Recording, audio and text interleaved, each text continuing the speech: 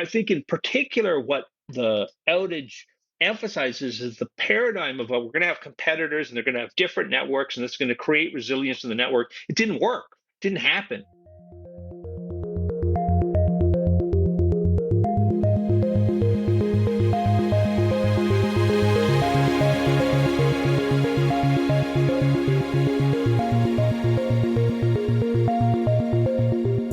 Hello and welcome to Tech Won't Save Us, or as I've been saying with this series, Tech Won't Save Canada. Last month, I launched the Canadian bonus series that have some specific conversations about tech in Canada, because that's where I'm from and I really care about these issues. But I probably should have thought about this a little bit more because summer came right after it. And to be quite honest, I don't really want to do 2 episodes a week during the summer because I'm trying to take it a little bit easy. So here's the plan. For July and August, the Canadian episodes are going to be regular weekly episodes. Then in September, I'm going to go back to making those a bonus episode. But I think that this episode is going to be very interesting and applicable to many people outside of Canada, as these conversations will be anyway. This week, my guest is Fenwick McKelvey. Fenwick is the author of Internet Daemons, Digital Communications Possessed, and an associate professor in the Department of Communication Studies at Concordia University in Montreal. He's also the director of Machine Agencies at the Milieu Institute. You might have heard in the news that on July 8th, Rogers, which is one of the major telecom networks in Canada, went down for basically the whole day. And as a result of that, people not only lost their home phone service, their cable, their internet, but our debit payment system went down across the country. 911, which is the emergency number, was not accessible for many Rogers customers. And there were many other consequences that came of that outage.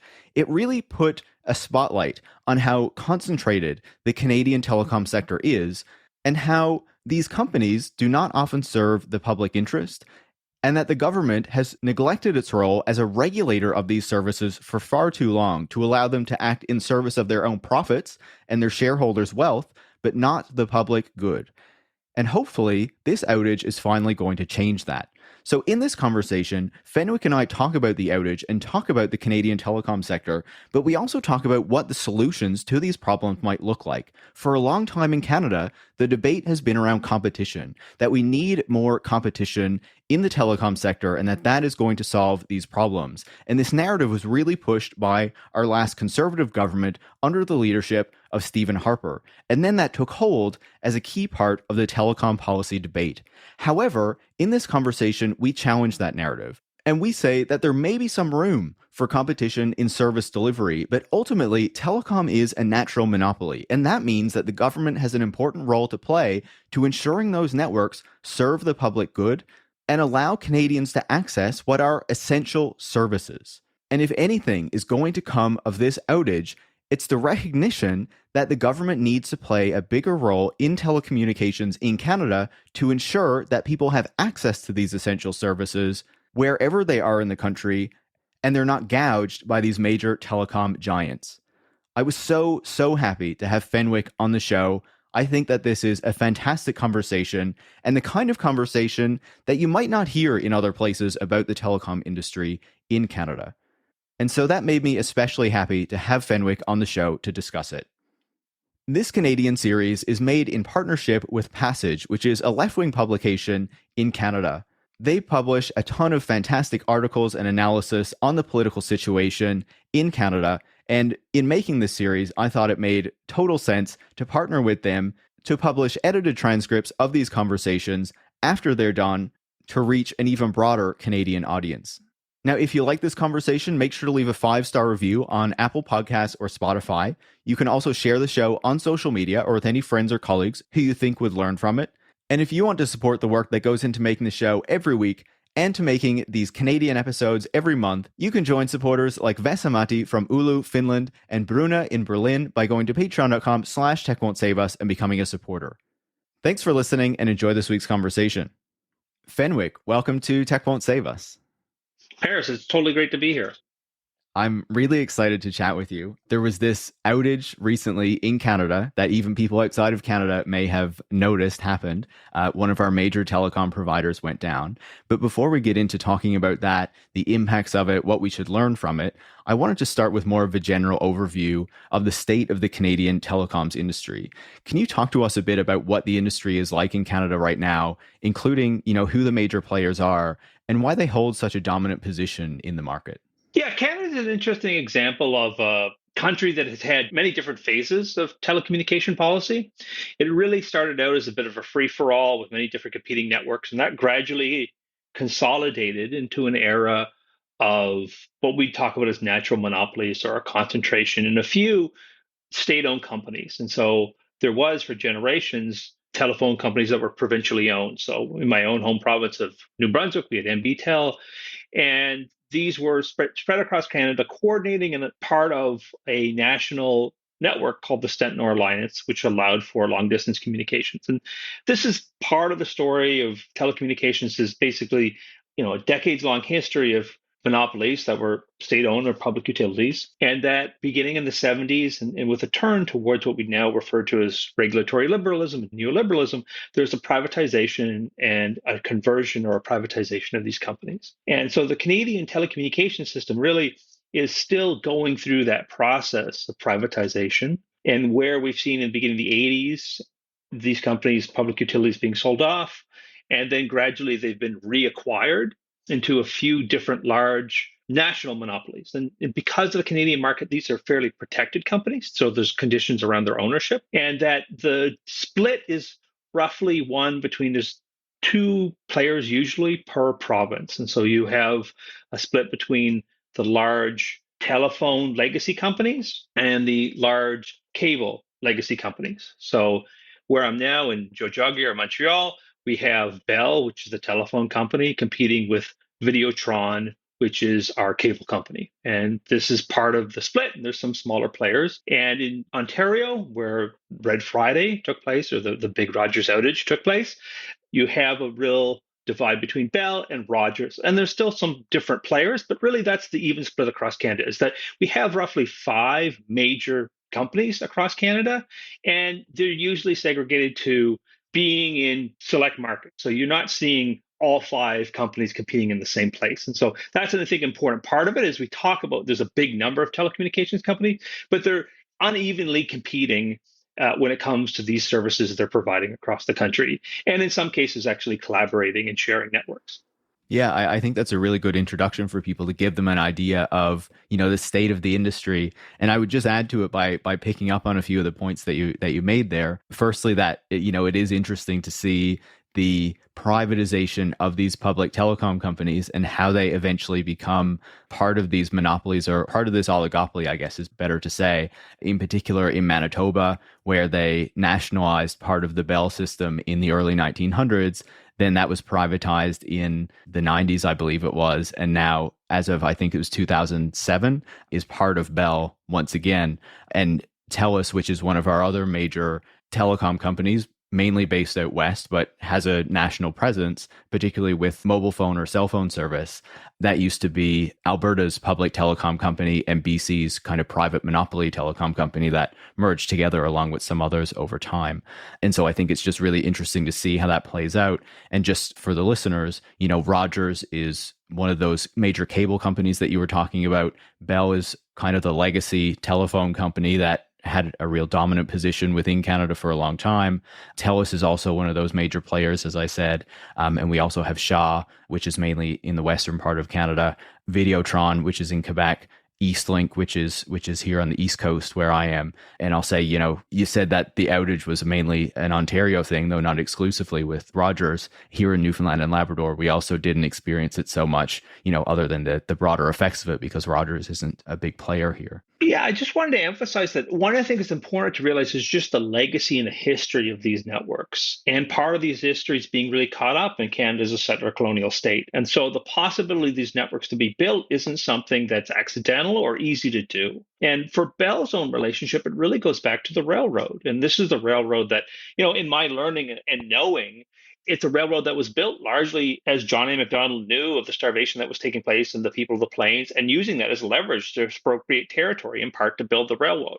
And those same rights of way that the railway run on are now being used for fiber backbone. So it's important to say that when we talk about telecommunications infrastructure, we're not talking about stuff that springs up overnight. This stuff has history and it has dependencies and legacies. And I think in many ways, when we're talking about telecommunications in Canada, we're talking about the settler colonial project of Canada, which has systematically dispossessed certain people from their land and also from being connected. And a lot of the digital divides that exist are in part because of where the railroad didn't go and who isn't connected. And I think that's part of when we talk about these companies, that these companies have benefited from some of the work of the state to create these rights of ways, and in many cases give access to, if not the infrastructure, at least the capacity of building out these networks. Yeah, that's such an essential point, and I'm so happy that you made it. One of the things that I think the listeners will recognize that we do a lot on the show is talk a lot about the history of various technologies and infrastructures that are involved with, the internet and all these things that we're talking about. So I'm really happy that you made that point and that you brought it into the conversation. Now, I want to move to the Rogers outage. On July 8th, the Rogers network went down for virtually the whole day, and that had huge impacts across Canadian society. What was the effect of that outage, and what did it reveal about the industry? Well, I think there's two ways to approach the outage. First is like, what technically happened and what were the consequences of that? And then what does that reveal as a broader illustration of the telecommunications market? And what Rogers says is that 3 distribution routers in its core network failed or started to misbehave. A filter was removed that started propagating the wrong addresses through its core network, and it crashed. Now, what's interesting is that core network was essential for many, many different services. And so it's helpful to list all the services that were affected from Rogers. So what went down was Rogers Wireless, Rogers Home Internet, Rogers Home Phone System, Rogers Banking Systems in part, its radio stations, parts of its omni-channel distribution systems, its provisions of government services it provides to the government, the Interact banking system that we use every day to make payments. And so many people, in Montreal, I was down at the Jazz Fest, and you couldn't pay by debit, you had to pay by credit card, and there's signs up. So, then you also had that this is something that affected certain 911 services as well as critical infrastructure providers. So here you are talking about this entirety of different companies that are being affected. So one critical question is, how is it that Rogers' network was designed and built such that everything, including what, as I understand it, both critical infrastructure and everyday home services, could all be unilaterally affected by this one crash of these routers, which raises really interesting questions about their network design. What are the decisions being made? And I think some questions about the kind of corporate governance taking place at the company, which we'd be happy to touch upon. The second issue is just one of kind of concentration. And we talk about this in the abstract, where market concentration is how much these companies own. But I think it's important for folks at home to think about one of the programs that Rogers, as well as every other telecommunications, tries to encourage is bundling. So you don't get just your cell phone, you get your home phone, you get your television, maybe security. And this is this bundling.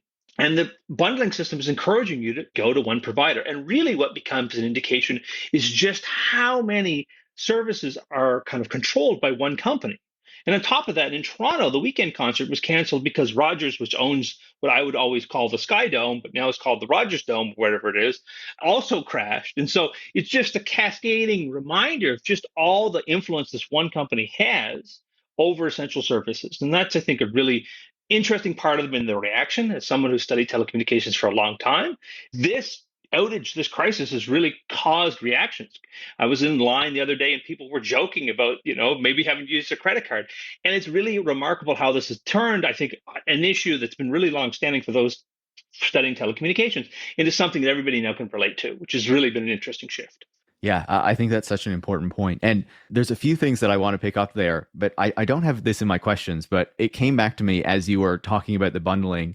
And one of the responses that I saw in the media, even as the Rogers outage was ongoing, was how Canadians should be diversifying their services, how they should be having their cell phone from one company and their cable or internet services from another company. And my reaction to that was, to think that that was really individualizing a problem that, is so much far beyond the individual Canadian. Like, should a Canadian have to worry about, whether their cell phone service is with Bell and their cable internet is with Rogers, or like what company they're getting that from?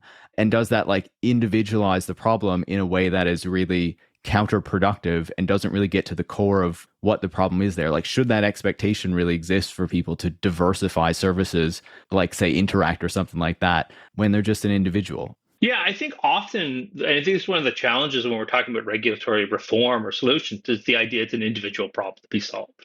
And that, the idea is, well, you just weren't prepared enough, and that you really face a lot of these choices. Because I think one of the fallacies is that, oh, well, what would be really simple is just going somewhere else. And that becomes really challenging. And I think what really cuts to this is that, yeah, I've been in studying telecommunications long enough. I know and I remember the fights over being able to unlock your phone. It used to be that you couldn't get a phone to swap SIM cards. That was prohibited. There's concerns about fraud. It was real pushback. You had to pay to unlock your phone. And the contingency plan being put forward was that you swap your SIM cards, which is, I think, also quite ridiculous if you're talking about, who's able to switch your SIM card. And if this is 4 o'clock in the morning when the network goes out, I mean, I would be fumbling at the best of times to swap SIM cards. And I think it would be a lot to ask anybody else. I mean, maybe we need to get there, but I think it's important to remember that even the ability or the right to swapping SIM card was something that was, hard fought over. And it was only the result of the Canadian Radio, Television, and Telecommunications Commission, the CRTC, to put in a wireless code of conduct to set obligations for carriers. And that's, I think, a really important point here, is we're seeing whether or not something like a wireless code of conduct or service standards or certain rights could actually be beneficial here, because in many ways, the even possibility that you'd be able to swap services depends upon government regulation to put in place the fact that you could buy and have an unlocked phone to swap SIM cards.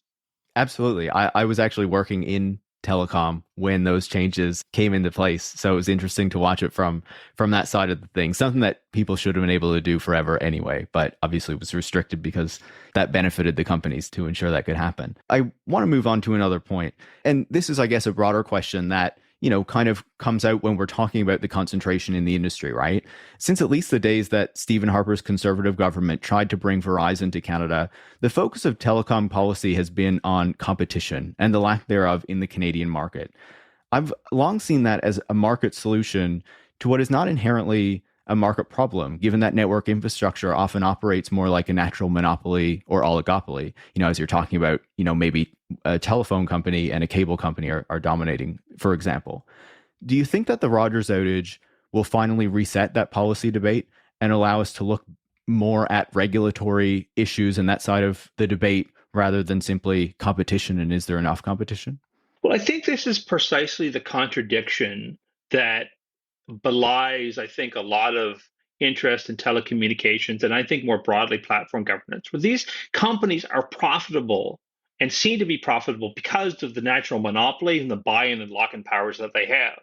And so we see them as they're marketized in such ways to know that, well, they have this advantage and they can extract what becomes kind of monopoly power, or at least the kind of lock-in network effects power. And yet at the same time, there's this perception that the solution for this is to let the market allow for competition, which is going to bring about something that's entirely contradictory to this process of why these companies are profitable in the first place, is they do have network effects. And the idea that you're going to create competing networks, and I think competing networks that are going to be able to create or foster this competition, I think hasn't proven true. And in many ways, you could describe the 20 to 30-year history of Canadian telecommunications policy as a decades-long effort to maintain the fallacy of market competition into the telecommunications sector. I think what's really important for listeners to remember is Canada is different, and Canada still has common carriage rules, which really provide special treatment, and I think treat telecommunications companies as critical infrastructure subject to greater regulation. And we can talk about whether that regulation is effective or not. But I think really some of these principles, common carriage, or what listeners might understand better as network neutrality, and there's some nuances there, but really this idea that these companies have this important power that needs to be taken seriously is something that is, I think, an important part of the regulatory tradition in Canada. And I think this points to this opportunity for renewal. And one of the parts that's been surprising for me is the conversation widening immediately after the Rogers conversation. I teach media policy almost every year, media policy in Canada. And this year I took a break from telecommunications policy because I found it frankly too depressing.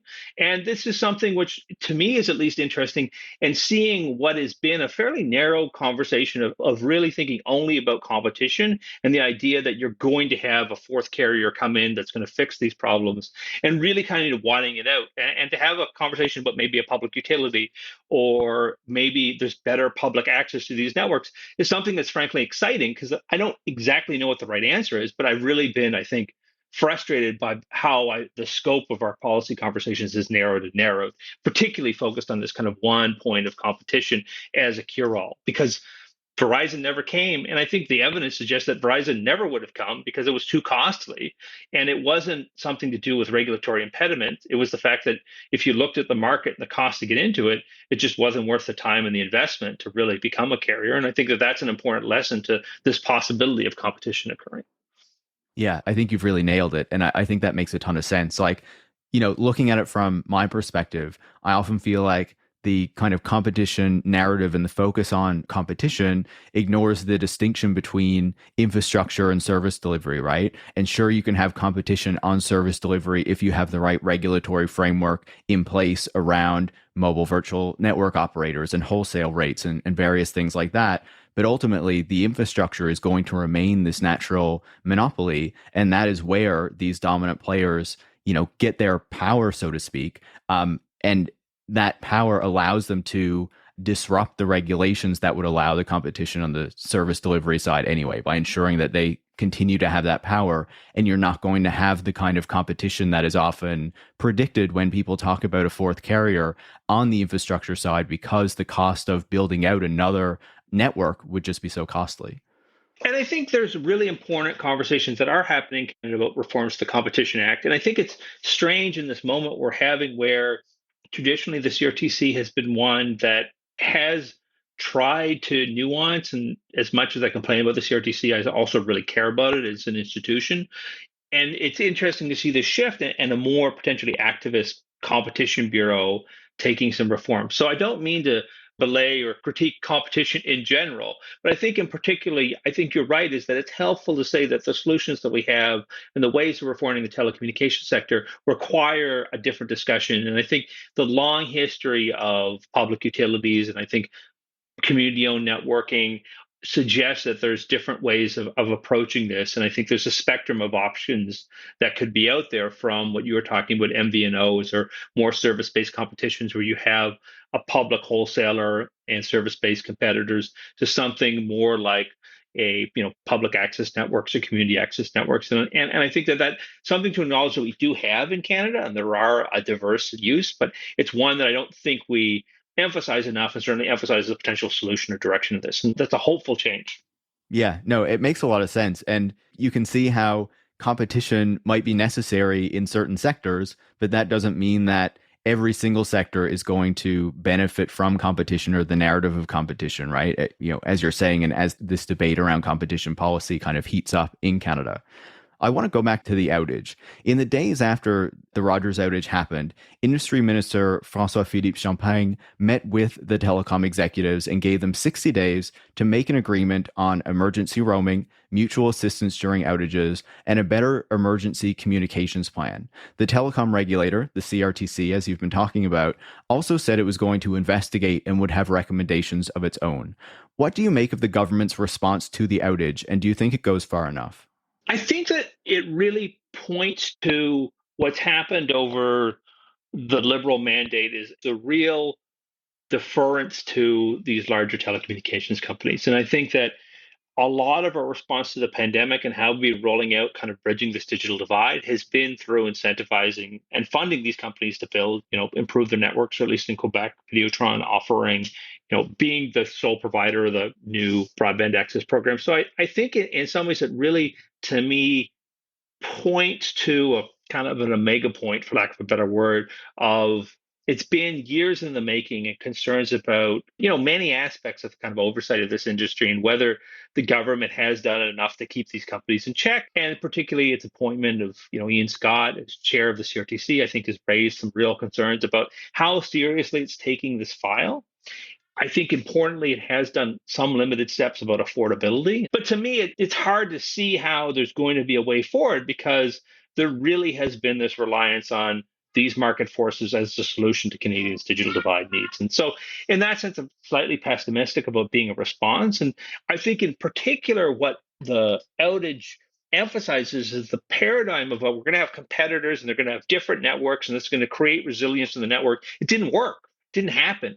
And apparently, Rogers' own guidelines is they had SIM cards from other networks they plugged into their phones to switch and get on a new network. And so it speaks to, in some part, this idea that these networks would work together, and the fact that they didn't when it was probably one of the main kind of mission critical things for them to do, really speaks, I think, to the fact that there's a lot of work to be done, I think, to improve how we're dealing with telecommunications policy in this country. And I think that, frankly, it's as much a government thing as the companies, and the companies are ultimately accountable to their shareholders. I think really the kind of a lack of a political will when you're talking about how we're treating these companies, even the treatment so far. I mean, you're being polled to testify before Parliament. These are kind of a largely symbolic gesture. Rogers could file most of its description of what happens in confidence, and we'll see how effective the CRTC is in actually demanding accountability on this and what's the next step. And I think there's a lot of pressure, and I think there's as much pressure on Rogers as there is on government to actually showcase that they can have a meaningful interaction. I think that's the worrisome part, is that if we're looking for solutions, we see actually that there's more of a fit between, I think, a market-based approach to telecommunications and the companies providing them. And so there's a kind of symmetry between government and these companies, which will lead to, what we've had for decades, ineffectiveness and a continued fantasy about the possibility of competition.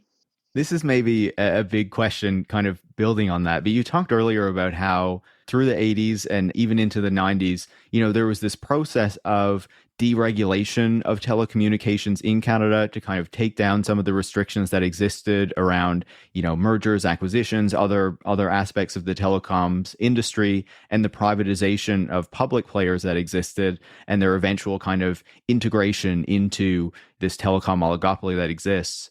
Do you think that the deregulation of telecoms was a mistake in hindsight? I think it hasn't proven what it's claimed to do, which is, foster kind of competition and seeing a competitive marketplace. I think it's hard to, talk about that because there's so many shifts that have taken place. But I think, shifting, say, from more of a cultural vantage point, it's been really interesting just how every subsequent new communication technologies have been increasingly private, individually private. In the sense that everybody has their own phone and their own plan, and that everybody has their own home internet account. And there's always been the possibility of having community networks. Canada also had a community access program where the internet was in libraries and schools. And there's a more fulsome discussion of what does being connected and what would the information superhighway, to use a throwback term, what was talked about is the information superhighway, how would it roll out? And I think what really has evolved is that there's been a way that when we talk about our public communication infrastructure, largely the fate of that is decided by a few companies, domestic and international now. And that, I think, really winnows our imagination for these critical infrastructures. And so I think we're now at this particular inflection point where our mobile phones are our equivalent to the telephone. And the telephone was treated as a universal service. There's questions about, frankly, right now, should you be paying tax on your mobile phone because it's an essential service? What are the ways of increasing affordability immediately? But in that sense, I feel as though there's been this shift that's very obvious after the pandemic, where we all depend on the internet to do our everyday lives. It's critical infrastructure. And yet the way of imagining what this infrastructure is going to be is largely Rogers' new Super Ignite internet connection. And I think that that to me is ultimately one of the ways I really see a kind of possibility of innovation, particularly innovation and connectivity, being defined in fairly narrow terms. And I know that's a bit of an abstract answer, but I think that that's an important one to me because I want to emphasize a loss. Is, I'm an old pirate from the internet. I mean, I was really interested in peer-to-peer networking, many of these different ways of envisioning, thinking about what the internet could be. It was never intuitive to me that the internet would be your local Rogers connection that you wouldn't share. And I was living in Toronto where there's attempts to have wireless cooperatives, shout out to the old wireless nomad, and I think Il Sans Fil here in Montreal. These are ways that were imagined, and that becomes harder and harder to do. And I think that that's really something that I think is particularly worrisome. And I think even more so because what happened here is the complexity of this technology is seen to be so much more advanced that it seems like another very probable outcome of this is that we're going to have to delegate more and more to these critical security issues to experts away from public purview. I want to pick up on what you said about the pandemic in just a second, but this probably overlaps a bit with what you were just saying. But I wonder, obviously telephone and television and even cable emerged in these moments where I guess there was a greater recognition that the government had a role to play in ensuring that telecommunication services served some kind of a public purpose, right? But then the internet emerges in this really neoliberal moment where the idea is that the government needs to largely have a hands-off and let the internet kind of develop and let these private companies define what the internet is going to be and how it's going to work. Do you think that that shapes how we think about the internet and the role of telecommunications in society today in a negative way? Yeah, and this is something I say with, some begrudgings to my past naivete, but I think it's important to emphasize this link between the design of the internet and kind of a neoliberal approach of and that I think is at least in one sense where you had the infrastructure, in at least America, privatized in the 80s. And the success of, say, the first Silicon Valley was largely through, decades prior subsidization of this work. And I think also innovations that happened elsewhere in America's own hegemonic influence, of interfering in or steering the shaping of what became the international networking protocols. And so, yeah, I think that it's important then to kind of emphasize that parts of the way the internet evolved was really closely connected with this idea of creating markets and marketization. And really, I think that's quite baked in to core internet technologies in general. So on a bit of a tangent, I always think of internet advertising as a great example of what is an idealized neoliberal marketplace where it's total tire fire. There's a million different providers that are all doing these little microtransactions, these strange markets that are being designed that potentially the market engineers have an advantage of, but no one has enough vantage points to know what's going on. And I think that's partially by design. Now, what we see somewhat in Canada is because of the legacy of these infrastructures, it's not perfect. It's not idealized competition. I think what in some ways is there's a gap is this idea that we're going to have competition and we're going to have this kind of open innovation and just the structural nature of telecommunications companies. And so it's different to me a little bit because I think many of the ideas of how the internet works, the idea of internet competition that came associated with the internet really are out of step with the way that networks are built and rolled out and the way that many Canadians don't, if you're talking about smaller rural remote communities, there's not incentive to build out multiple networks here.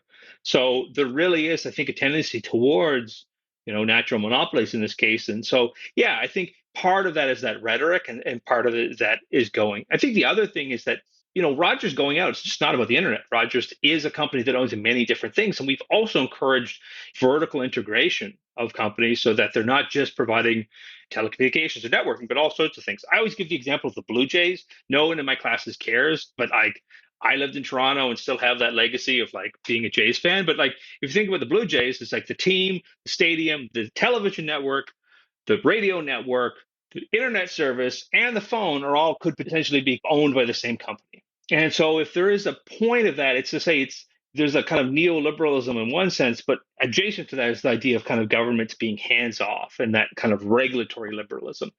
And, that's slightly, they're kind of caught together. But I think it's that latter one, which really what we see going on here is that there's been an exception, a conventional wisdom that these companies can get bigger and buy bigger things, and that's going to work out.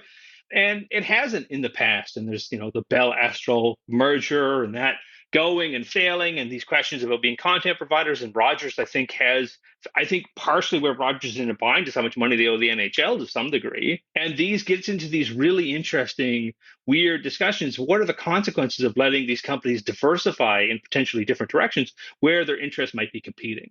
And really, an ultimate question for me is that as a final outcome of this is, was this network failure the fact that all core activities were routing through the same infrastructure? Was that the result of like network efficiency, or was that actually good network design? And I think that's a question that still hasn't been answered.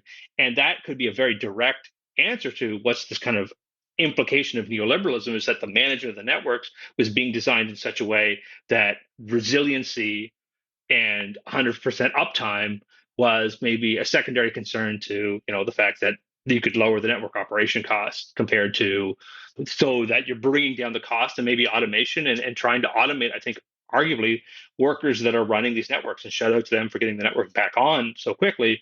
That's, I think, an important way we're saying, well, that could be an outcome of regulatory liberalism, neoliberalism, where we see the market steering how these networks are being built differently than, say, as a public good. That's so fascinating. And it brings to mind how one of the things that the Rogers CEO said when he was at the committee hearing the other day was that one of the things they were going to do with the network was to try to bring in more AI to manage the network or whatever. I want to build on that answer you gave and ask, you were saying during the pandemic, it became undeniably clear that telecom services are essential, as if we didn't, know that before. And there are too many barriers to access, from poor connections in parts of the country to high prices that Canadians pay, some of the highest in the world, for access to telecom services. Instead of greater competition, is it time to learn from the historical approach that you've been talking about to telecommunications and look at treating it as a public utility with the proper regulation in place, or even making the telecom companies, or at least their infrastructure, part of a crown corporation like we still have in Saskatchewan with SaskTel? Well, I think it really pushes towards that being further on the table. I want to kind of emphasize that we do have community-owned networks and community approaches to internet in Canada already.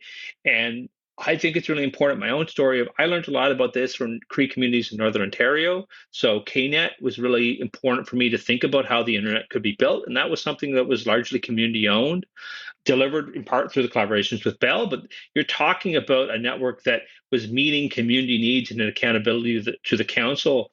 So in one sense, we've really had innovation, to me, quite directly in Canada with Indigenous communities, and this is great work being done by the First Mile Connectivity Consortium and Dr. Rob McMahon, as well as Susan O'Donnell and the late Brian Beaton, may rest in peace, as all people who I think helped me think about and really be reminded that when we're talking about the internet already in Canada, many communities that have not had access and aren't in major urban centers have already turned to community, public outcomes and answers. And so it's not as though that shouldn't be on the table. I think it should be championed as a particular direction. Because I think the next step is as much as we want to talk about a big national thing, in some of these connections, is it opportunities for more municipal wireless or more community or provincial options that could be on the table?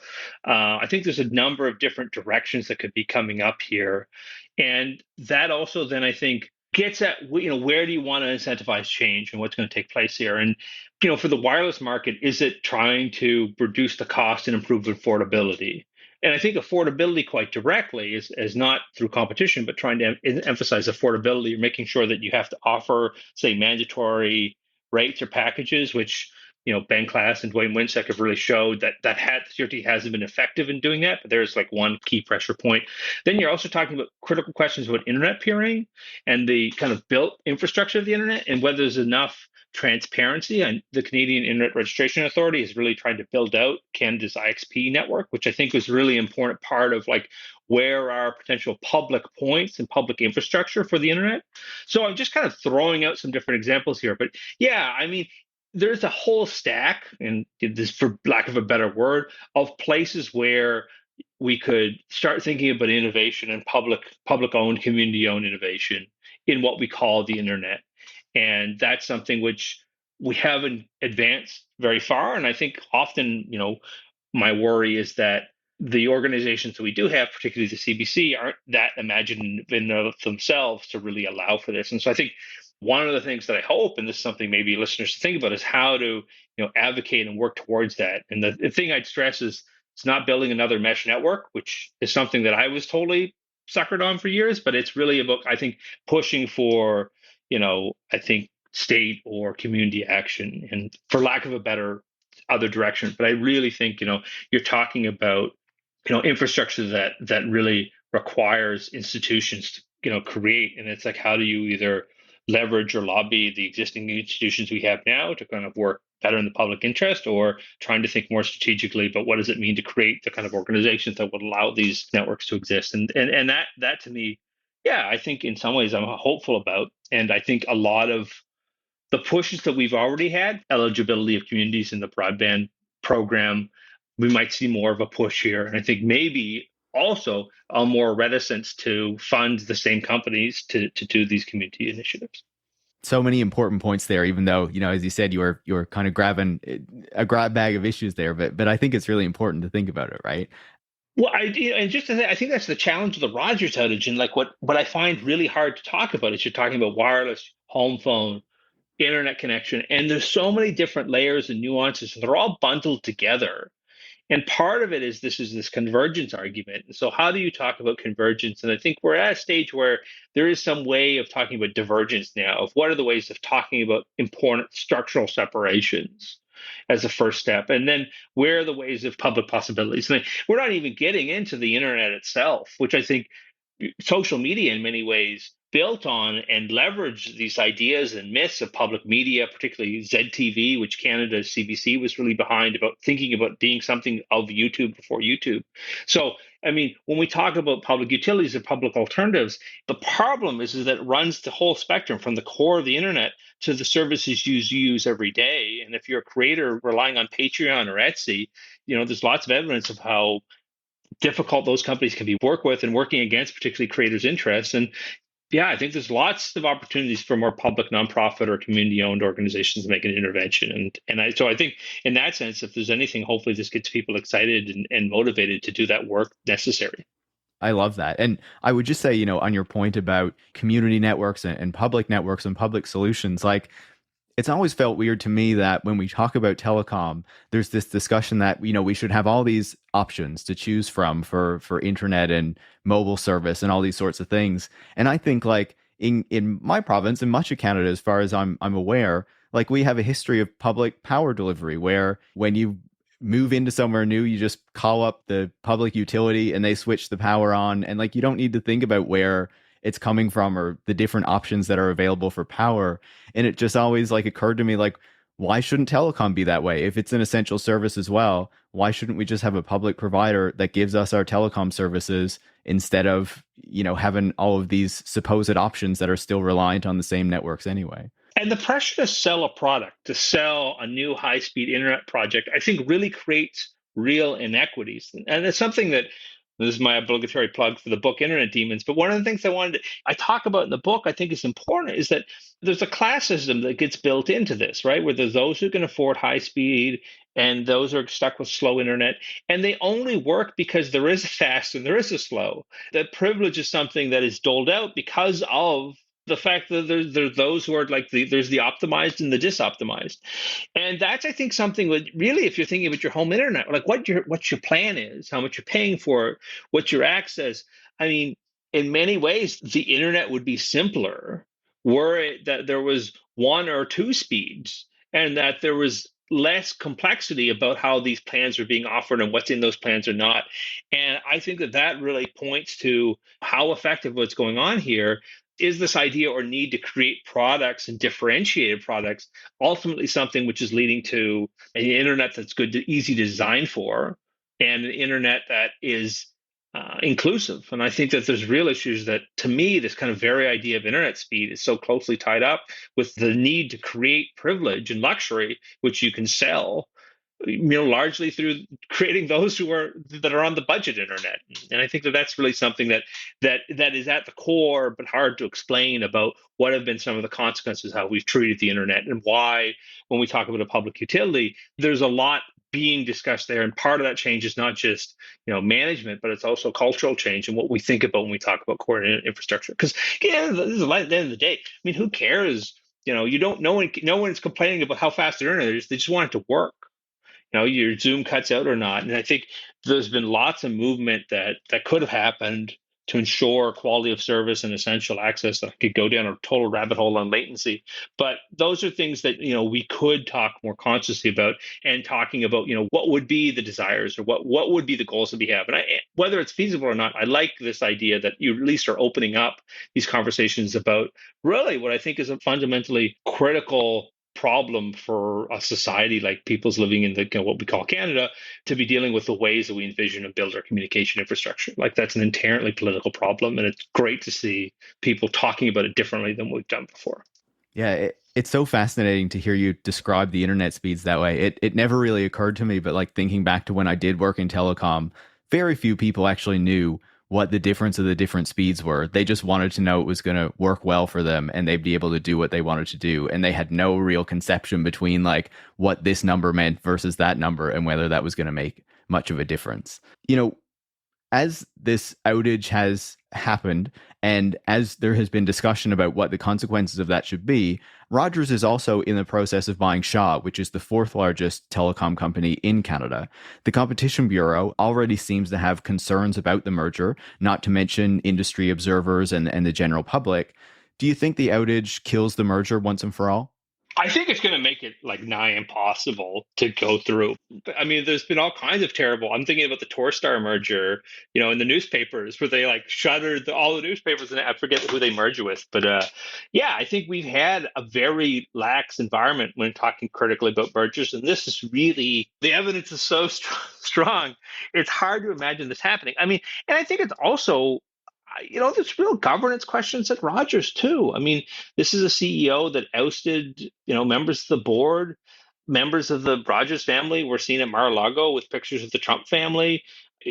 After the Elster, his wife sent a cameo video with Brian Cox from Succession. Like, there's all kinds of bad public optics in here on top of, I think, clear evidence this is not in the interest of consumers. And what we're seeing, really interestingly, is language to actually demonstrate what are the risks. So when we're talking about, affordability, or you're really pushing for this, coordination issues, you're seeing, I think, not only a shift of why this is a bad idea, but having evidence to point to it being a bad idea. And so, ultimately, I think that's, somewhat exciting, although it's still fairly concentrated. And I think, what we're really clinging on to is just things from being really, really concentrating to being really, really, really concentrated. So it's also I think it's important to remember the stakes are high, but also low in some ways, because there's so much more to be done that it's important to say that the merger being stopped is, I think, a first step to, I think, better telecommunications policy in Canada, and better broadcasting policy too, for that matter. Yeah, no, hopefully it does finally get canceled after all of this time. It seems hard to imagine it going forward at this point. Like, there would be public outrage, I think, if this was able to go through.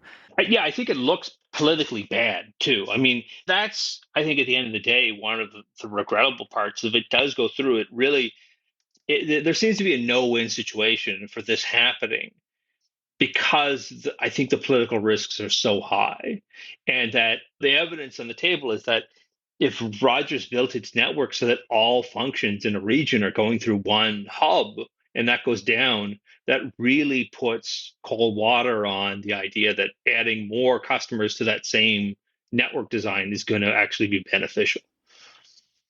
I've really enjoyed this conversation that I think has been both like insightful and enlightening, but also kind of mind expanding in terms of the possibilities that telecommunications could take, instead of not just being, a debate about how much competition do we want, but actually, what role should the government play in addressing these problems, and how can we make the telecommunications services that we all rely on better serve the public, better serve those of us who are actually relying on these things. But I want to close this conversation with, I guess, a broader question. We've discussed many aspects of telecommunications and what has happened recently with this outage, but are there particular regulations or developments that you'd like to see in the telecom sector that we haven't discussed in this conversation yet? Well, one thing that I wanted to pick up on a little bit was your mention of artificial intelligence, because one of the things that I've been intervening in my recent work has been with my colleague and friend Reza Rajabhushan with Bell Canada using an AI system to block fraudulent calls. And I think for benign purposes, but the evidence that we're able to get and how we were able to participate in that hearing, I think raises really compelling concerns about what the future telecommunications policy is going to be. Because were we to participate with full evidence, we would have had to sign a non-disclosure agreement, and that the way that the system could be explained in public, I don't think was adequate. And Bell would dispute that, and I really respect the fact that we disagree on this, but that I think a move towards artificial intelligence raises, I think, real critical questions about democratic oversight of telecommunication systems and whether we actually can know enough about how they work to have proper accountability. And so that's something which I would like to see, and like to see a way of talking about cybersecurity and security issues in a way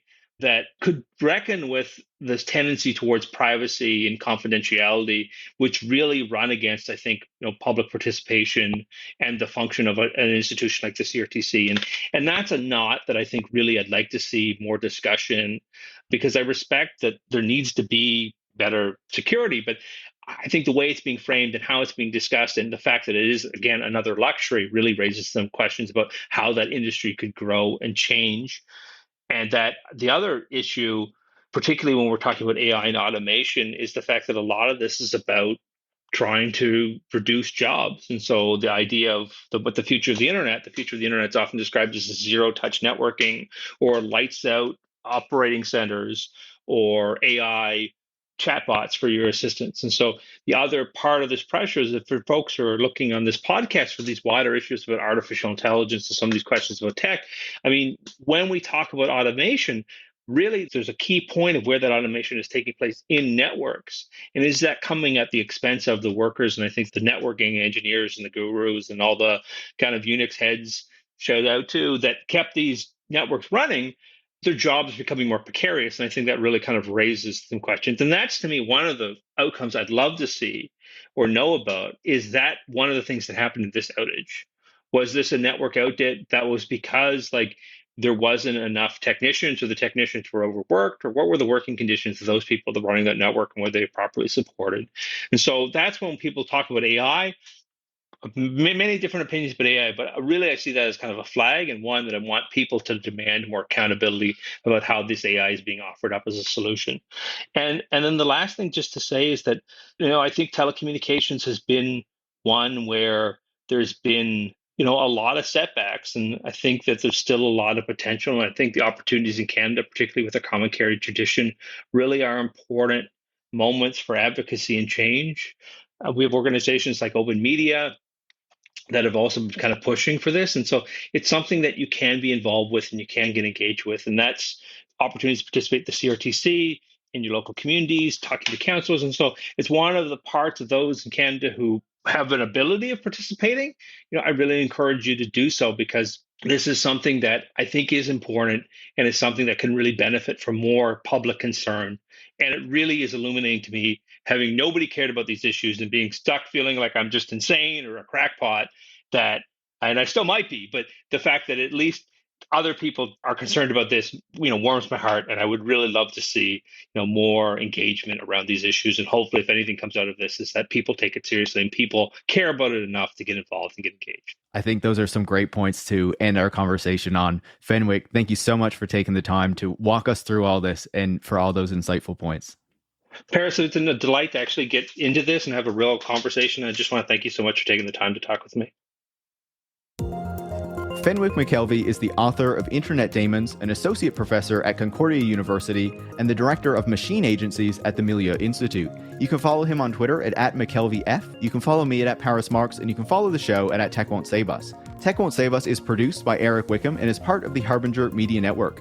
If you want to support the work that goes into making the show every week, you can go to patreon.com/techwon'tsave us and become a supporter. Thanks for listening.